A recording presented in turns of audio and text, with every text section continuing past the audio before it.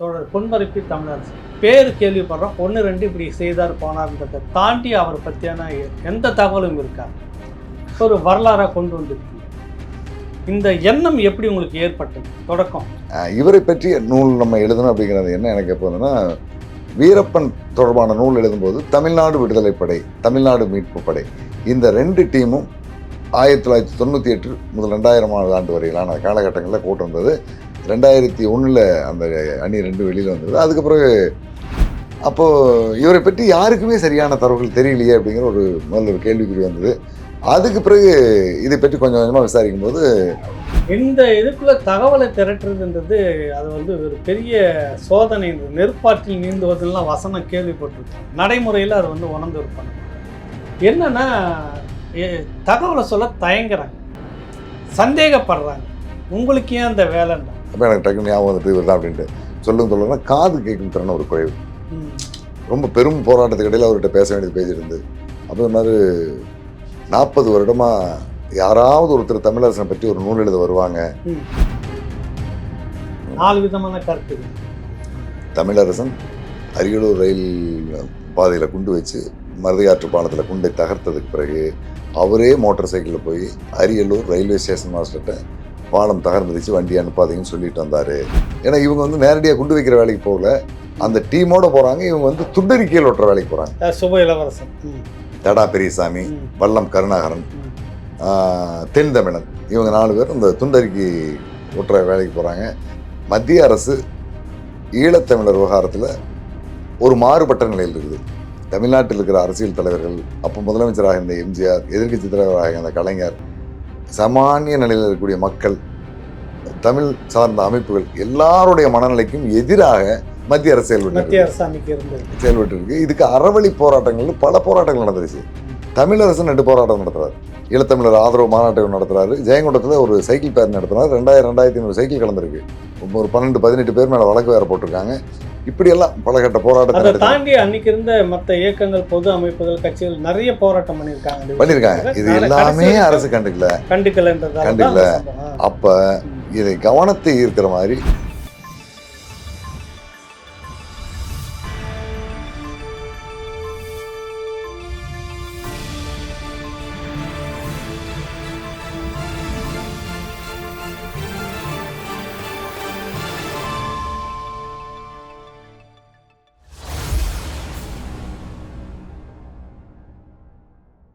ராவணா பார்வையாளர்கள், தமிழ் உறவுகள் மற்றும் ராவணா நலவிரும்பிகளுக்கு வணக்கம்.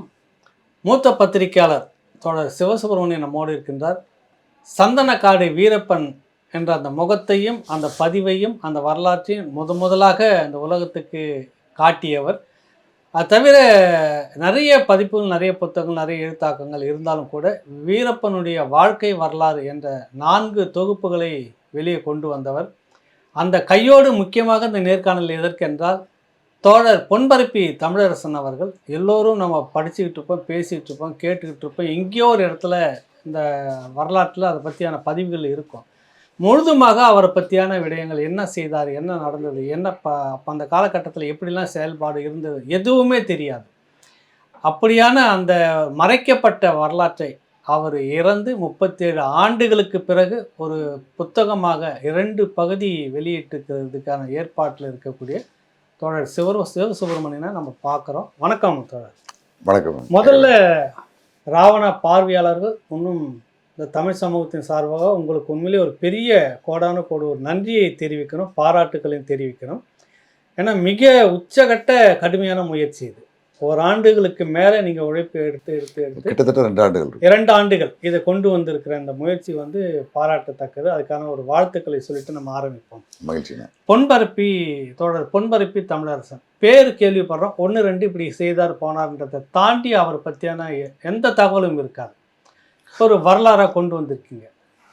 இந்த எண்ணம் எப்படி உங்களுக்கு ஏற்பட்டது? தொடக்கம் எங்கே, ஸ்பார்க் எங்கே? எனக்கு பொன்பரப்பி தமிழரசன் அப்படிங்கிறது அவர் அந்த கொல்லப்பட்ட இடத்துடைய நினைவாக பொன்பரப்பிங்கிற பேர் ஒட்டிச்சு. ஆனால் அவருடைய உண்மையான பேர் மதகளிர் மாணிக்கம் தமிழரசன் தான். ஏன்னா அதுதான் அவருடைய பிறந்த ஊர். மதகளிர் மாணிக்கம், அதுதான் அவருடைய சொந்த ஊர். பொன்பரப்பியில் தன்னுடைய தாய்மாமன் வீட்டில் அவர் தங்கி படிக்கிறார். அதாவது அந்த காலகட்டங்களில் இருந்த பொருளாதார சூழல், பொருளாதார சூழலில் அரியலூர் மாவட்டத்தினுடைய அந்த பொன்பரப்பி பகுதி பின்தங்கிய பகுதி. ஆனால் மதகளிர் மாணிக்கம் வளமான பகுதி. வெள்ளாற்றன்கரையில் 3 போகமும் நெல் விளையக்கூடிய பகுதி. அந்த பகுதியில் அவர் பிறந்தவர். எந்த விதமான வறுமையும் இல்லாமல் வாழ்ந்தவர். அப்பா இல்லாத சூழலில் ரொம்ப சின்ன வயசில் துருன்னு வீட்டில் இறங்காமல் ஓடிக்கிட்டு இருந்த பையனை வைத்து பராமரிப்பதில் ஏற்பட்ட சிரமத்தின் காரணமாக அவங்களுடைய அம்மா மாமா வீட்டில் விடுறாங்க. காரணம், தமிழரசனுடைய வீட்டுக்கு 20 அடிக்கு அந்த பக்கம் பெரிய குளம். அந்த குளத்தில் போய் விழுந்துருவார் அப்படிங்கிற அந்த பயத்தில் தான் அவர் கொண்டு போய் அங்கே விடுறாங்க. அதனால் அவர் பொன்பரப்பி வர்றாரு. அதுக்கப்புறம் அந்த பொன்பரப்பி தமிழரசனாகவே மாறிடுறாரு. இவரை பற்றி நூல் நம்ம எழுதணும் அப்படிங்கிறது என்ன எனக்கு எப்போ வந்ததுன்னா, வீரப்பன் தொடர்பான நூல் எழுதும்போது தமிழ்நாடு விடுதலைப்படை, தமிழ்நாடு மீட்பு படை, இந்த 2 டீமும் 1998 முதல் 2000 ஆண்டு வரையிலான காலகட்டங்களில் கூட்டிருந்தது. 2001 அந்த அணி 2 வெளியில் வந்தது. அதுக்கப்புறம் அரியலூர் பகுதியில் மீண்டும் தமிழரசனோடு தொடர்பில் இருந்த இளவரசன் தலைமையிலான ஆள்கள் உள்ள போகிறாங்க வீரப்பன் கிட்ட. இந்த செய்திகளை நான் உள்வாங்கும் போது இந்த அமைப்பை பற்றிய ஒரு சின்ன 4 பக்கம் 5 பக்கம் ஒரு செய்தி நம்ம வீரப்பன் வாழ்ந்தது வீழ்ந்தது நூலில் எழுத வேண்டிய சூழல் இருக்கு. அப்பதான் இதை பற்றி புரியும். அதை பற்றி உள்நோக்கி வரும்போது இந்த அமைப்பு எப்படி உருவாக்கப்பட்டது, எப்படி இருந்தது, யாரா இருந்தாங்க என்ற வேண்டும்போது தமிழரசனை பற்றி எந்த அடிப்படை தரவுகளுமே வெளியில் எல்லாமே இருந்தது. அதை பற்றி நான் நண்பர்கள்ட்ட மற்ற நம்முடைய இடதுசாரி ஆதரவாளர்கள், தமிழ் தேசிய ஆதரவாளர்கள் எல்லாமே பேசும்போது ஒருத்தர் சொல்லுறதுலேருந்து ஒருத்தர் சொல்றது முற்றிலும் மாறுபட்டதாக இருக்கும். அப்போது இவரை பற்றி யாருக்குமே சரியான தரவுகள் தெரியலையே அப்படிங்கிற முதல்ல ஒரு கேள்விக்குறி வந்தது. அதுக்கு பிறகு இதை பற்றி கொஞ்சம் கொஞ்சமாக விசாரிக்கும் போது அவரை பற்றி வெளியில் தெரிஞ்சிருக்கிறது ஒன்றே ஒன்று, அரியலூர் குண்டு வெடிப்பு, ரயில் பாலத்தில் குண்டு வச்சு, மருதையாற்று பாலத்தில் குண்டு வச்சு ரயிலை கவிழ்த்தார் அப்படிங்கிறது ஒரு பெரிய குற்றச்சாட்டாக இருக்கும். அது தவிர பொன்பரப்பி வங்கி கொள்ளை முயற்சியில் ஈடுபடும் போது அடித்துக் கொள்ளப்பட்டார். இதுதான் அவர் என்ஜினியரிங் காலேஜில் படித்தவர் அப்படின்னு சொல்லுவாங்க. 4 பேர் இருந்தாங்கன்னா ஒருத்தர் கெமிக்கல் இன்ஜினியரிங்பாங்க, ஒருத்தர் சிவில் இன்ஜினியரிங்பாங்க, ஒருத்தர் மெக்கானிக்கல் இன்ஜினியரிங்பாங்க, இன்னொருத்தர் வேற ஏதோ ஒன்று சொல்லுவாங்க. ஆமாம், ஆனால் அவர் படித்தது எலக்ட்ரிக்கல் இன்ஜினியரிங்கிறது இது வரைக்கும் யாருமே சொல்லலை. இந்த மாதிரியான தரவுகளில் இவ்வளவு பெரிய ஆளுமையாக அந்த காலகட்டத்தில் வளர்ந்திருந்த ஒருத்தர் அதுக்கு பிறகு ஒரு 20-22 ஆண்டுகள் அந்த அமைப்பு தொடர்ந்து அவருடைய பின்னால் வந்திருக்குன்னா ஒரு பலமான கட்டமைப்பு உருவாகியிருக்காரு. அதை பற்றி நம்ம தெரிஞ்சுக்கணும் அப்படிங்கிற ஒரு முயற்சியில் இந்த வீரப்பன் வாழ்ந்தது மீழ்ந்தது நூல் தொடர்புக்காக அந்த பொன்பரப்பி பகுதிக்கு நான் ஏற்கனவே போயிருக்கும் போது அங்கிருந்த ஒரு சில நண்பர்கள் மூலமாகவும் பத்திரிகை துறை நண்பர்கள் மூலமாகவும் விசாரிக்கும் போது தமிழரசனை பற்றி கொஞ்சம் அந்த பகுதியில் களப்பணியில் ரொம்ப சிறப்பாக செயல்பட்டவர், சாதி ஒழிப்பு வேலையில் செயல்பட்டவர், மக்கள் முன்னேற்றத்திற்கான சில முன்னெடுப்புகளை பண்ணவர் அப்படிங்கிறத பற்றியெல்லாம் சொன்னாங்க. சரி, இதை பற்றி பார்க்கணும் அப்படிங்கிறத ஒரு சின்ன உந்துதல் வந்தது. இந்த காலகட்டத்தில் நம்ம திரைப்பட இயக்குனர் கௌதமன் என்னுடைய வீரப்பன் வாழ்ந்தது மீழ்ந்தது நூலை வாங்கிட்டு அது தொடர்பாக என்கிட்ட அவர் சந்தனக்காடு தொடரை எடுத்தவர். அதில் இருக்கிற 2 பேர், ஆமாம், நாங்கள் 2 பேருமே அதை நீண்ட நேரங்கள் பேசிகிட்டு இருக்கும்போது என்னுடைய இந்த ஒரு ஆர்வத்தை சொன்னேன், தமிழரசனை பற்றி பண்ணேன். நானும் அதான் ரொம்ப எதிர்பார்த்துட்டு இருக்கேன் ரொம்ப நாளா, யாராவது ஒருத்தர் சரியானவங்க எடுக்கணுன்ட்டு. அப்புறம் அவங்க தந்தையார் மூலமாக ஏற்பட்ட அறிமுகம், அவங்க மூலமாக இருந்த உறவுகள்லாம் சொன்னார். சரி, இவர் மூலமாக நம்ம இதில் தொடர்பு எடுக்கலான்ட்டு அப்புறம் நான் யாரெல்லாம் சந்திக்கலாங்கும் போது ஒரு முதல் தர பட்டியல் கொடுத்தாரு. அதே மாதிரி சென்னையில் கூடிய இன்னொரு இதழியல் துறை நண்பர் ஒருத்தர், அவரும் அந்த பகுதியில் இருக்கிற தொடர்பாளர்களை பற்றிய எண்களை கொடுத்தாரு. அவங்க பேசுறது கொஞ்சம் சந்தேகப்படக்கூடியதாவோ அல்லது இருந்ததுன்னா அவங்களுக்கான யார் மூலமாக பேசினா சரியாக இருக்கிற மாதிரி அந்த பின்புல வேலை எல்லாத்தையும் செஞ்சு கொடுத்தாரு. அதனால் ஓரளவுக்கு அவருடைய பற்றி தகவல் திரட்ட முடிஞ்சுது. ஆனால் நான் இந்த நூலில் மிக முக்கியமாக குறிப்பிட்டதுன்னு பார்த்தீங்கன்னா அவருடைய வாழ்க்கையை மட்டும் கொண்டு போனா தவிர அரசியலுக்குள்ளே போகல. அவருடைய கொள்கை, கோட்பாடு, நடைமுறைப்படுத்துதல், செயல்படுத்துதல், அதில் இருக்கிற முரண்பாடுகள் இதுக்குள்ளே நான் போகல. அதை நம்மளே புரிஞ்சுக்கிறது சிரமம். இந்த நூலை படிக்கக்கூடிய சாமானிய மக்களுக்கு அதை புரிய வைக்கிறதுல தோல்வி ஆகிடும் அல்லது அது எதிரான நிலை உருவாக்கிடும். அதனால் நான் அதுக்குள்ளே போகல. ஒரு 12ஆம் வகுப்பு 10ஆம் வகுப்பு படிக்கக்கூடிய மாணவன் எளிதில் ஒரு விஷயத்தை புரிஞ்சு உள்வாங்கிக்குவான்ல, அந்த அளவில் இந்த நூலை கொண்டு வந்தீங்க. பொதுவாக புத்தகம், வரலாறு இந்த மாதிரியான விடயங்கள் எழுதுறது வந்து ரொம்ப ரொம்ப ரொம்ப சிரமம். அது வந்து அனுபவிச்சிருக்கிறோம் நம்ம ஏற்கனவே. இந்த இதுக்குள்ளே தகவலை திரட்டுறதுன்றது அது வந்து ஒரு பெரிய சோதனை. நெருப்பாற்றில் நீந்துவதெல்லாம் வசனம் கேள்விப்பட்டிருக்கிறோம். நடைமுறையில் அது வந்து உணர்ந்து பண்ணணும். தகவல்கள் சரியாக கிடைக்காது. நிறைய சந்தேகத்துக்கு இடமா நம்மளை பார்ப்பாங்க. அந்த அனுபவம் எனக்கெல்லாம் கூட வந்திருக்கு. நான் அந்த களத்துக்கு போகும்போது ஒவ்வொருத்தரையும் சந்திக்கும் போது ஒவ்வொருத்தரையும் ஏற்கனவே 2 பேர் சந்திச்சிருக்காங்கிற தெரிஞ்சது. அவங்க என்ன ஆனாங்கன்னு பார்த்தா முடியல அப்படின்னு. அந்த அடிப்படையில் நீங்களும் ஒரு கட்டத்தில் முயற்சி பண்ணதான் நான் கேள்விப்பட்டேன். என்னன்னா ஒரு புலவர் கலியபெருமாளுடைய மூத்த மகன் வள்ளுவன் இருக்கிறார் இல்லைங்களா, அவர் வந்து அடிக்கடி நிறைய வந்து சந்தித்து பேசிகிட்டு இருப்பான், நீண்ட நேரம் உரையாடுவார். ஒரு கட்டத்தில் இந்த முயற்சி தோழர் தமிழரசனை பற்றியான லைஃப் கொஞ்சம் பேர் தான் இருக்கிறாங்க, விட்டுடக்கூடாது, ஏதோ ஒரு பதிவு கொண்டு வரணும் அப்படின்னு ஒரு பெரிய முயற்சி பேசிக்கிட்டே இருக்கிறப்ப அப்போ சரி இறங்கி தேடலான்னு போகிறேன். அது அந்த நேரம் வந்து உங்கள் அளவுக்கு இன்னும் இன்னும் அந்த பொறுமையும் இன்னும் விடாமுயற்சின்றது கொஞ்சம் கம்மியாக இருந்துக்குமோ என்னன்னு தெரியல. தொடர்ச்சியாக ஒரு 3 பெரியவர்களை சந்திக்கிறோம். அவரோடு இருந்த தோழரோடு இருந்த அந்த நபர்களை எல்லாம் கொஞ்சம் அது பேசுகிறாங்க. அந்த 3 பேருமே கிட்டத்தட்ட ஒவ்வொருத்தரும் ஒரு 30-30 கிலோமீட்டர் தூரத்தில் இருக்கக்கூடிய நபர்களாக தான் இருப்பான். அந்த மாதிரி தான் அதே இருந்திருக்கும். தான். என்னன்னா தகவலை சொல்ல தயங்குறாங்க, சந்தேகப்படுறாங்க. உங்களுக்கு ஏன் அந்த வேலைன்றாங்க. இதில் கமர்ஷியல் வர்த்தக நோக்கு இதில் போலீஸ் அனுப்பிச்சான்னு கேட்பாங்க. அது ரொம்ப தெளிவாக கடைசியாக போலீஸ் பின்புலம் இருக்குதா, அது எல்லாத்துக்கும் நான் எதுவும் பதில் சொல்லவே இல்லை. பட் என்னை பற்றி அவங்களுக்கும் தெரிஞ்சு இருக்கிறது. இருந்தாலும் தோழர் நாங்கள் இதெல்லாம் விசாரிக்க வேண்டிய ஒரு கடமை இருக்குது எங்களுக்குன்றாங்க. சிரிச்சுக்கிட்டு இருந்தோம். அது எல்லாத்தையும் கடுமையான பதிலை சொன்னவரே வள்ளுவன் தான். உங்களை கூட்டி போயிட்டு அவரே அவரு தான் பக்கத்தில், நான் எதுவுமே பேசலை.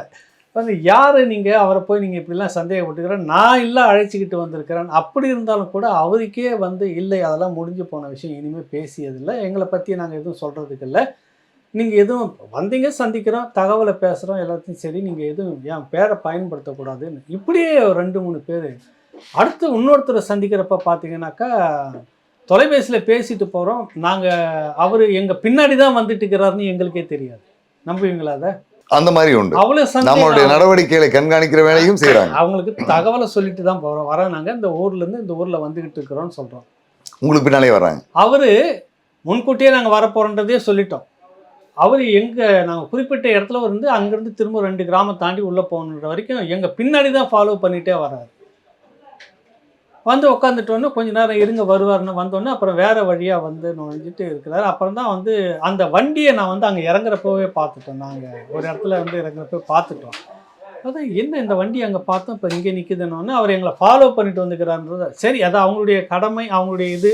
இந்த மாதிரியான இதெல்லாம் அனுபவிச்சுட்டு போதும் சாமி இதை விட்டுடுங்க அப்படின்னு வள்ளுவன்கிட்ட சொல்லிட்டு சொல்லவும் மாட்டிருக்கிறாங்க. அடுத்த தலைமுறைக்கு இது சரி, இப்படி ஒரு மாமனிதன் வாழ்ந்திருக்கிற அந்த மண்ணில் என்ற பதிவாக வேணும் இல்லை, அதுக்கு நீங்கள் உடன்பட மாட்டிருக்கீங்க, நீங்கள் ஏதாவது ஒன்று உருப்படியாக செய்கிறீங்களா அப்படின்றதுல அதுவும் கிடையாது. அவங்க அந்த அமைப்பு சார்ந்தவங்களும் அதை செஞ்சிடலாம். இல்லை, அதுவும் கிடையாது. வரவங்களை எல்லாமே கேள்வி கேட்டுக்கிட்டு என்ன பண்ண போகிறேன்னு கடைசியாக சொல்லி விட்டுட்டு வந்தேன். இந்த மாதிரி இன்னொருத்தரும் எனக்கு தெரிஞ்சு இந்த மாதிரி இது பண்ணதா நான் ஒவ்வொருத்தரை சந்திக்கும் போது இந்த மாதிரி ஆளில் பார்த்தேன். இதில் வந்து ஒருத்தர் கிட்டத்தட்ட ஒரு 80 விழுக்காடு ஒருத்தர் வெற்றி பெற்றார். இந்த உங்களையும் என்னையும் சந்தேகிச்சு எல்லாம் தரமாட்டோன்னு சொன்னாங்களோ இவங்க கிட்ட ஏற்கனவே ஒரு 10 ஆண்டுகளுக்கு முன்பாக ஒரு அவ்வளவு ஆவணங்களையும் வாங்கிட்டு போயிட்டார். அவர் எழுதாம வச்சிட்டு இருக்காரு. அந்த தாக்கமும் நமக்கு எதிராக இருக்கு. ஏற்கனவே ஒருத்தர் வந்தாரு, என்னுடைய கேஸ் ஹிஸ்டரி எல்லாம் வாங்கிட்டு என்கிட்டயே அதான் சொன்னாங்க, வந்து வாங்கிட்டு எல்லாம் எடுத்துட்டு போயிட்டாங்க. இப்ப எங்களுக்கே தர மாட்டேங்கிறாங்க, திருப்பியும் தர மாட்டேங்கிறாங்க, புத்தகமும் கொண்டு வரல. அவங்க எதுக்கு இதெல்லாம் செய்தாங்கன்னு சந்தேகமா இருக்குது. உளவுத்துறை தான் செஞ்சுதுங்கிறாங்க. அந்த மாதிரி ஒரு குற்றச்சாட்டு வருது. இது ஒரு காரணம். அந்த நண்பரை பற்றி நான் சில இடங்களில் விசாரிச்சு அவரோட பேசினேன். அவரும் இதை பிடி கொடுக்காம தான், நான் அரியலூர் இருக்கேன், நான் ஜெயங்கொண்டத்தில் இருக்கேன், நான் நீ திருச்சியில் இருக்கேன், நான் நீ சென்னையில் இருக்கேன் அப்படிங்கிற மாதிரி அவர் தவிர்த்துக்கிட்டே இருந்தார். அப்புறம் நம்ம ஊடகத்துறை சார்ந்திருக்கிற என்ன நண்பர்களோட பேசும்போது அவர் ஒரு 4-5 ஆண்டுகளுக்கு முன்னாலே என்னை வந்து பார்த்தாரு. ஒரு 10 லட்ச ரூபா கொடுத்தீங்கன்னா அந்த ஆவணங்கள் எல்லாம் தர்றேன், நீங்கள் நூலாக எழுதுங்கன்னு சொன்னார். நான் அதுக்கு இது சரியாக வராது, ரைட்டப்போ எப்படி அது ஒரு அடையாளமான ஒரு ரைட்டை பார்த்தா தான் சரியாக இருக்குது, இது சரியாக இருக்காதுன்னு நான் தவிர்த்துட்டேன் அப்படின்னாங்க. அது என்ன நோக்கத்துக்காக அவர் செஞ்சுட்டுருக்காருன்னு தெரியல. இந்த நூல் எழுதுறவங்களுக்கு ஒரு பெரும் தடையாக அவர் உள்ள இருக்கார். நிறைய ஆவணங்கள் வந்து வாங்கிட்டு போயிட்டார். தவிர இந்த மாதிரியான குறிப்பாக அந்த வலி, இந்த அவமானங்களை எல்லாம் மறக்க முடியாத ஏதாவது 2 இருக்கும்ல உங்களுக்கு? நிறைய இருக்கு. முதல்ல நம்ம போன உடனே நீ யார், எதுக்காக இதை பற்றி ஆய்வு பண்ற, இது ஒரு கேள்வி. ஆய்வு பண்ணி என்ன செய்ய போறீங்க, இது யாருக்காக கொண்டு போய் சேர்த்து போறோம்? எங்களுடைய அமைப்பின் நோக்கம் எதிர்காலத்தை பற்றி திட்டமிடுறதா, கடந்த காலத்தை பற்றி பேசுறது எங்களுடைய நோக்கம் இல்லை அப்படிங்கிறாங்க. இதுவே நமக்கு ஒரு நெருடலான ஒரு சிக்கலை உருவாக்குது. நடந்ததை விடுங்க, எதிர்காலத்தை தான் நாங்கள் இப்போ இருக்கிறோம், நீங்கள் இதெல்லாம் பேசாதீங்க அப்படின்னு சொல்கிறோம். பேசுறதுல பயன் இல்லைங்கிறாங்க. ஆனால் நம்ம அவங்கள புரிய வைக்கிறதுங்கிறது பார்த்தீங்கன்னா நம்மளை விடவும் நல்ல அனுபவம் உள்ள ஆளுலாம் இருக்காங்க. உலக புரட்சிகள் பற்றிலாம் முழுமையாக தெரியுது. மார்க்ஸினுடைய சித்தாந்தங்கள் தெரியுது, ஏங்கல்ஸுடைய சித்தாந்தங்கள் தெரியுது, லெனினுடைய கோட்பாடுகள் தெரியுது, மாவோனுடைய செயலாக்க திட்டங்கள் எல்லாம் பற்றி தெரியுது. எல்லாமே தெரிஞ்சுட்டு இந்த மாதிரி பேசுகிற ஆளாக இருக்காங்க. இன்னும் இதை விட பெரிய அவமானங்கள் என்ன பார்த்தீங்கன்னா, நம்ம ஒரு நீதிமன்றத்துக்குள்ளேயோ அல்லது இராணுவ பாதுகாக்கப்பட்ட பகுதிக்குள்ளேயோ ஒரு பிரைம் மினிஸ்டர் ஆஃபீஸ்க்குள்ளேயோ போகும்போது நம்மளை சோதனை பண்ணி அனுப்புகிற மாதிரி என்னுடைய பாக்கெட்டில் இருந்த ரைட்டர், பர்ஸு, நான் கொண்டு போயிருந்த செல்ஃபோன், கேமரா எல்லாத்தையும் ஒரு 300-400 அடி தூரத்துக்கு முன்னாலேயே வச்சுட்டு அடுத்த வீட்டுடைய மொட்டை மாடியில் கூட்டி போய் பேசுகிறாங்க. ஏன்னா உங்களே என்னை கண்காணிச்சிட்டு இருக்கிறாங்க. நீங்க இன்னும் அவ்வளவு ஆமா அந்த மாதிரி ஒரு மனநிலையில் இருக்காங்க. இப்போ அந்த 4வது வீட்டில் 3வது மாடியில் 2வது மாடியில் கொண்டு போய் உட்கார வச்சு பேசும்போது 10 நிமிடத்துக்கு ஒரு முறை ஜன்னலை திறந்து அங்கே பார்த்துக்கிறாங்க. யாரோ அந்த இஸ்ரேல் பாலஸ்தீன எல்லையில் இருக்கிற ஒரு நிலப்பகுதியில் இருக்கிற மாதிரியும் எந்த நேரத்தில் வேணாலும் ஏவுகணை தாக்குதல் நம்ம நடக்கலாங்க மாதிரியும் காவல்துறை தங்களையே கண்காணிச்சிட்டு இருக்கிற மாதிரியும் ஒரு மனநிலையில் இருக்காங்க. இவங்ககிட்ட நம்ம 3 மணி நேரம் பேசினாலும் நமக்கு 3 விஷயம் தான் மண்டையில் நிற்குது. இது நம்ம நோட் எழுதக்கூடாதுங்கிறாங்க, குறிப்பிடக்கூடாதுங்கிறாங்க. இந்த சூழலில் பேசுகிறதுங்கிறது ஒரு மிகச்சிக்கலான அனுபவங்களை எனக்கு ரொம்ப கசப்பான அனுபவங்களை ஏற்படுத்துது. இருந்தாலும் அந்த இடத்துல சில தரவுகளை மட்டும் நம்ம உள்வாங்கிட்டு சரி கிடைச்சிருக்கிற வாய்ப்பை தவற விட்டுறக்கூடாது. இவங்க மூலமாக இன்னொருத்தர்கிட்ட நமக்கு ஒரு தொடர்பு கிடைக்க வாய்ப்பு இருக்குது அப்படின்னாலும் அதெல்லாம் ஏற்றிட்டு தான் வந்தேன். இந்த நூல் எழுதி முடிக்கும்போது பார்த்தீங்கன்னா மகிழ்வான நிகழ்வுங்கிறத விட கசப்பான அனுபவங்கள் தான் நிறைய இருக்கும். இருந்து 3 பேரை நாங்கள் சந்திக்கிறப்போ 3 பேர்கிட்டையும் நீங்கள் சொன்ன அந்த அனுபவம் தான். இதில் மாறுபட்ட ஒரு அனுபவம்னு பார்த்தீங்கன்னா சிதம்பரம் பக்கத்தில் கீரப்பாளையம்னு ஒரு அங்கே சண்முகம்னு ஒரு தோழர் இருப்பாங்க அப்படின்னாங்க. நான் அவரை வந்து ஒரு 15 ஆண்டுகளுக்கு முன்னாடி எல்லாம் பார்த்துருக்காங்க. அதுக்கப்புறம் தொடர்பு இல்லை. 2005-6க்கு பிறகு அவரோட யாருக்குமே தொடர்பு இல்லை. போனதுக்கப்புறம் பார்த்தீங்கன்னா குடும்பத்திலேருந்து அவர் தனியாக விலகி நின்ற ஒரு சூழலில் தனி மனிதனாக வாழ்ந்துட்டு இருக்காரு. ஒரு பைய ஒரு சைக்கிள் தான் அவருடைய சொத்து. அந்த பையை ஒரு கோயிலில் மேலே மாட்டி வச்சிருக்காரு, ஒரு துணிமணிகள் வச்சிருக்காரு, ஒரு சைக்கிள் அதில் போயிட்டு வந்துருக்காரு. பிகாம் படித்தவர் அந்த காலத்தில். பல அரசு வேலைகளை தவற விட்டவர். ஒரு கட்டத்தில் தமிழரசனோட தொடர்பு இருக்குன்னு தெரிஞ்சனால இவருடைய பள்ளி சான்றிதழ்களை பூரா போலீஸ் எடுத்து போயிடுறாங்க. இதை வந்து வாங்குறதுனா நீ தமிழரசன் பற்றி சொன்னீங்கன்னா நான் உங்களுக்கு தர்றோம் அப்படின்ட்டு சர்டிஃபிகேட் வேணாம் போங்க ஏன்னு தூக்கி விட்டு இப்போ கட்டட மேஸ்திரி வேலைக்கு போயிட்டுருக்காரு. அந்த காலகட்டத்திலேருந்து புளிய மரம் வெட்ட போகிறது இந்த மாதிரியான வேலைகளோட கட்டட மேஸ்திரியாக போயிட்டுருக்காரு. வேலை இருக்கு விளையிட்டார். வேலை இருந்தாலும் இருக்கு, இல்லைனா இல்லை. வேலை இருந்துன்னா நல்லபடியாக ஒரு குறிப்பிட்ட உணவகங்களை சாப்பிடுவார். வேலை இல்லைன்னா வரலாறு மண்டலத்தில் போய் சாப்பிட்டு வந்துடுவார். இந்த அளவில் வாழ்ந்துட்டு இருக்காரு. நீங்கள் அவரை பார்க்கணுன்னா நான் ஒரு நிரந்தரமான இடம் இல்லாத நபரை அந்த பெருமாத்தூர், பூனகிரி, வடகிரி, ராஜபுரம் எல்லாம் சுற்றி முடிச்சதுக்கு பிறகு ஒரு அன்பு அப்படிங்கிற ஒருத்தர் தேநீர் கடைக்கு அவர் வருவார். அப்படின்னா அன்பு தேநீர் கடை போனால் அன்னைக்கு அந்த கடை விடுமுறை. நான் போன அன்னைக்கு விடுமுறை. அப்புறம் அந்த கடைக்கு முன்னாலே கொஞ்சம் நேரம் நின்றுட்டு இருந்தேன். பக்கத்து வீட்டுக்காரர் ஒருத்தர் வந்தார். அப்புறம் அவர்கிட்ட பேசி இந்த மாதிரி தகவல் சொல்லிட்டு நான் இந்த மாதிரி சேலத்துலேருந்து வர்றேங்க, தமிழரசன் குறித்து ஒரு நூல் எழுதுறதுக்காக நான் அவர் பார்க்கலாம் வந்தேன் அப்படின்ட்டு. உங்கள் ஃபோன் நம்பரை கொடுங்க, நான் வேணா வந்தாருன்னா உங்களுக்கு பேச சொல்கிறேன் அப்படின்னார். ஒரு நாள் 2 நாள் பார்த்தேன். நான் ஊருக்கு போனதுக்கு பிறகு எனக்கு தகவல் வரல. 3வது நாள் ஒரு நம்பரில் அவர் அந்த நான் என்னுடைய ஃபோன் நம்பர் வாங்கின ராஜா இல்லை, வேற ஒரு நம்பர்லேருந்து ஃபோன் வந்தோன்னா அப்புறம் நான் தான் சண்முகம் பெருமாத்தூர்லேருந்து பேசுகிறேன்னார். அப்போ எனக்கு டக்குனு ஞாபகம் வந்துட்டு இவர் தான் அப்படின்ட்டு சொல்லுன்னா காது கேட்கும் திறன ஒரு குறைவு.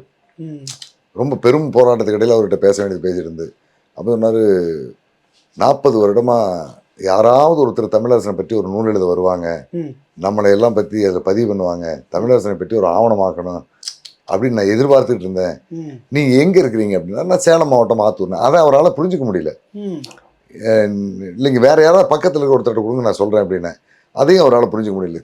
கேட்கும் திறன் ரொம்ப குறைவாக இருக்குது. அப்புறம் என்ன ரொம்ப பொறுமையாக எந்த பிரச்சனையும் இல்லை, இன்னும் ஒரு 3 நாள் அல்லது 4 நாளில் நானே உங்கள் இடத்துக்கு வரேன், நீங்கள் அங்கேயே இருங்க அப்படின்னா அதை புரிஞ்சுக்கிட்டார். புரிஞ்சுக்கிட்டு எனக்கு நாள் ஃபோன் பண்ணுங்க, நான் வேலைக்கு போகாமல் இருக்கேன் அப்படின்னாரு. சரி நான் உறுதிப்படுத்திக்கிறேன் அப்படின்னா அப்புறம் ஒரு 3வது நாள்லேயே நாள் மாலையிலேயே ஃபோன் பண்ணேன், நான் இருக்கேன்னாரு. மறுநாள் காலையில் நான் குறிப்பிட்ட நேரத்துக்கு வந்துட்டேன். கிட்டத்தட்ட ஒரு 6-7 மணி நேரம் தொடர்ந்து பேசினார். என்ன அந்த நம்ம சொல்கிறத புரிஞ்சு பேசுறதுங்கிறது கொஞ்சம் தாமதமாகுது. பேசிட்டு வருவார், ரொம்ப சத்தம் போட்டு பேசினாக்கா பேசுவார். அந்த மாதிரியான ஒரு சூழ்நிலை பேசிட்டு நான் அவரு பொருளாதாரத்தில் ரொம்ப ரொம்ப பின்தங்கிய நிலையில் இருக்கார். முதல்ல தேநீர் இருக்கிற எல்லாருமே அப்படிதான் இருந்தாங்க, பெரும்பாலும் இருக்காங்க. இவருடைய நிலம் ரொம்ப சிரமமாக இருந்தது. முதல்ல நான் போய் தேநீர் குடித்ததுலேருந்து 2வது முறை தேநீர் குடித்தது, மதியம் சாப்பிட்டது, மாலையில் தேநீர் குடித்தது வரைக்கும் காசு அவர் தான் கொடுப்பேன்ட்டார். எப்போ தமிழரசன் ஆரம்பமான காலத்திலேருந்து அவர் பிப்ரவரி மாதம் 21ஆம் தேதி அன்னைக்கு ஒரு அழித்தொழிப்பு நிகழ்வில் தமிழரசன் அந்த இடத்துல இருந்து கிளம்புறார். அது வரைக்கும் அவருக்கு எந்த உணவகத்தில் சாப்பாடு வாங்கி கொடுத்தாரோ அதே உணவகத்தில் எனக்கு சாப்பாடு வாங்கி கொடுத்தாரு. அந்த உணவகம் என்ன இருக்குது. ம் 30 ரூபா சாப்பாடு. ம் இன்னைக்கு தமிழ்நாட்டில் எங்கேயுமே பார்க்க முடியாது. எங்கேயுமே மீன் இல்ல. குழம்போட ஆ இல்லை 100 ரூபா சாப்பாடு இருக்கு, உங்களுக்கு எதுக்கு வேணும்னாரு. எனக்கு 30 ரூபா சாப்பாடே போனேன். அதில் சாப்பாடு வாங்கி கொடுத்து ம் அந்த உபசரிப்பில் தமிழனோட அந்த நம்மளை உபசரிக்கிற விவகாரங்களில் தோழர் தமிழரசனோடு வாழ்ந்தவர்கள் அத்தனை பேர் ஒரு தனித்தன்மையோடு தான் இருக்காங்க. தனித்தன்மையா தான் இருந்தாங்க. தனித்தன்மையா தான் இருக்காங்க உபசரிக்கிறதுல இன்னைக்கு மட்டும். வரைக்கும். ம். அந்த மாதிரி அது பார்க்க இது எனக்கு முடியுது. எனக்கு ஒரு எதிர்பாராத அனுபவமா இருந்தது. அப்புறம் இப்போ என்ன பண்ணிட்டு இருக்கீங்க என்னெல்லாம் கேட்கும்போது, பூனகிரி பெருமாத்தூருக்கு இடைப்பட்ட அந்த கீரப்பாளையத்துக்கு இடைப்பட்ட வெள்ளாற்று படுகையில் 3000 பனங்கன்றுகள் போட்டிருக்காரு. 3000 பனங்கொட்டைகள் போட்டு உருவாக்கிட்டு இருக்காரு. ஓ அது ஒரு சமூக மாற்றத்துக்கான வேலை தான். ம் தனக்கே வேலை நிரந்தரமா இல்லையோ அப்படிங்கிற அந்த நிலையில வாழக்கூடியவர் ஒரு நாளைக்கு ஒரு 100 ரூபா கிடைச்சுன்னா பனங்கொட்டை வாங்கிட்டு வந்துடுறாரு. ம் வாங்கிட்டு வந்து அதை பூரா அந்த ஆத்தங்கரையில் நடுறாரு. ம் ஆனா இவர் நடுற பனங்கொட்டைகளை காலி பண்றதுக்காக இந்த சீமக்கருவேல் முள் இருக்கு இல்லையா, ம். அது ரொம்ப வேகமா வளருது. ஐயோ. அதை அழிக்க முடியலங்கிற ஒரு வேதனை இருக்குது. இருந்தாலும் அந்த கன்றுகள் எல்லாமே அதையும் தாண்டி வளர்ந்துட்டு வளர இருக்கு. ஆரம்பிச்சு. வளர்ந்துட்டு இருக்கு. இந்த மாதிரி சமூக அக்கறையோட இருக்கிற தோழர்களை இன்னும் உருவாக்கி வச்சிருக்காரு தமிழரசன். ம். அது எனக்கு ஒரு மெய்சில் இருக்க வச்ச ஒரு நிகழ்வா இருக்கு. இதுல வந்து மறக்க முடியாத ஒரு 2 விஷயங்களை தான், 2 விஷயங்களும் நிறைய குழப்பமா முன்னுக்கு பின்னு, சிலது ரொம்ப அதிகமாக, சிலது தவறான மாதிரியான தகவல்களோட வர 2 விஷயம். அந்த அரியலூர் ரயில் நிலையத்தில் நடந்த சம்பவங்கள். அதை நீங்க சந்திச்ச அந்த தோழர்கள் எந்த விதத்துல சரியா சொல்லியிருக்கிறாங்கன்னு நினைக்கிறீங்க? அதனுடைய தகவல் என்ன நீங்க பதிவு பண்ணி? குறிப்பா தமிழரசனோடு ஒரு 10 ஆண்டுகள் தொடர்ந்து பயணித்த 4-5 நண்பர்களை பார்த்து கேட்கும்போது கூட ம். 4 பேரும் 4 விதமான கருத்துக்களை தான் சொன்னாங்க. 4 விதமான கருத்துக்களை தான். தமிழரசன் அரியலூர் ரயில் பாதையில் குண்டு வச்சு மருதையாற்று பாலத்தில் குண்டை தகர்த்ததுக்கு பிறகு அவரே மோட்டார் சைக்கிளில் போய் அரியலூர் ரயில்வே ஸ்டேஷன் மாஸ்டர்கிட்ட பாலம் தகர்ந்துருச்சு வண்டி அனுப்பாதையும் சொல்லிட்டு வந்தார். ம். அதையும் மீறி ரயில்வே நிர்வாகம் விட்டு தான் அந்த விபத்து நடந்துருச்சு அப்படிங்கிறது ஒரு சொல்கிறாங்க. ம். இன்னொரு தரப்பு தமிழரசனும் காங்கோலி சரவணன் அப்படிங்கிற ஒரு தோழரும் போனாங்க. சரவணன் போய் ஸ்டேஷன் மாஸ்டர்கிட்ட சொல்லிட்டு வந்தார், ம். தமிழரசன் போடுங்க தான்ட்டார் அப்படின்னு ஒரு தரப்பு சொன்னாங்க. இவரும் தோழரோட ஒரு 10 ஆண்டுகள் பயணித்தவர். ம்.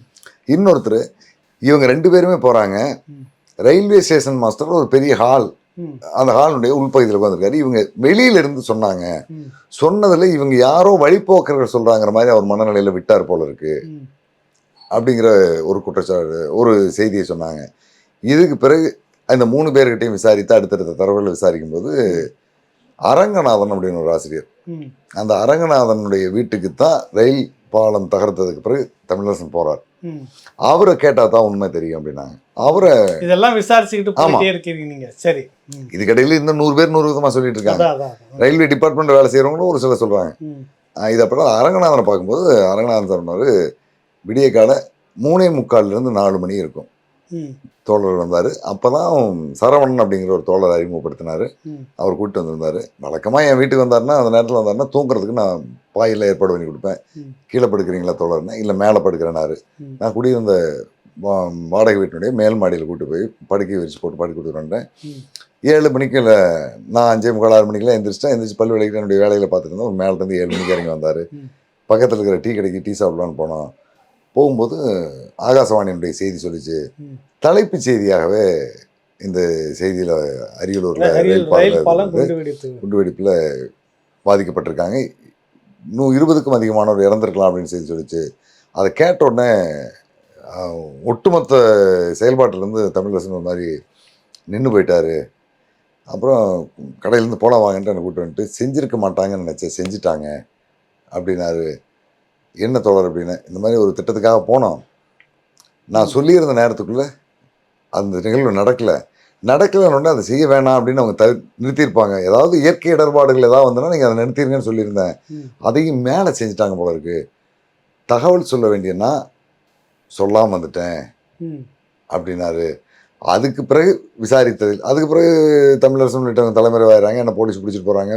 சித்திரவதை, அடி, உதை எல்லாமே. ஆமாம் எல்லாமே நான் அனுபவித்தேன். எல்லாம் அனுபவிச்ச பிறகு நான் அவருக்கு அப்புறம் தெரிஞ்சேன்னா, தகவல் சொல்ல வேண்டிய பொறுப்பை தமிழரசன் ஏற்றிருந்திருக்காரு. குறிப்பிட்ட நேரம் வரைக்கும் அந்த நிகழ்வு நடக்கலைன்னு இவர் கிளம்பி வந்துட்டார். அதுக்கு பிறகு இந்த நிகழ்வு நடந்துருச்சு அப்படின்னு சொல்லி சொன்னார். இதுதான் எனக்கு அடுத்ததான். ஏன்னா அதுக்கு அந்த களத்துக்கு போனவங்க யார், என்ன நடந்தது எதுங்கிறதும் அவருக்கு தெரியாது. பின்னால் நடந்தனுடைய தொடர்ச்சி எனக்கு சொன்னார். அப்புறம் அதுக்கு முன்னால் என்ன நடந்திருக்கிறது, அந்த நிகழ்வில் தொடர்பு இருந்தவர் சுப இளவரசன். ஏன்னா இவங்க நேரடியாக குண்டு வைக்கிற வேலைக்கு போகல, அந்த டீமோட போகிறாங்க. இவங்க வந்து துண்டறிக்கையில் ஒட்டுற வேலைக்கு போகிறாங்க. சுப இளவரசன், தடா பெரியசாமி, வல்லம் கருணாகரன், தென் தமிழன், இவங்க 4 பேர் இந்த துண்டறிக்கை ஒட்டுற வேலைக்கு போகிறாங்க. இவங்களோட பேசுகிறதுல தடா பெரியசாமியோட என்னால் எளிமையாக பேச முடிஞ்சது. கருணாகரன் இன்னைக்கு வரைக்கும் மனம் திறந்து பேசலை, நினைவில்லைங்கிறார். ஆனாலும் ஒரு சில விஷயங்களுக்கு அந்த எஸ்ஆர் நோ டைப்பில் பதில் சொன்னார். ஆமாம், அதை மட்டும் தெரிஞ்சுக்க முடிஞ்சது.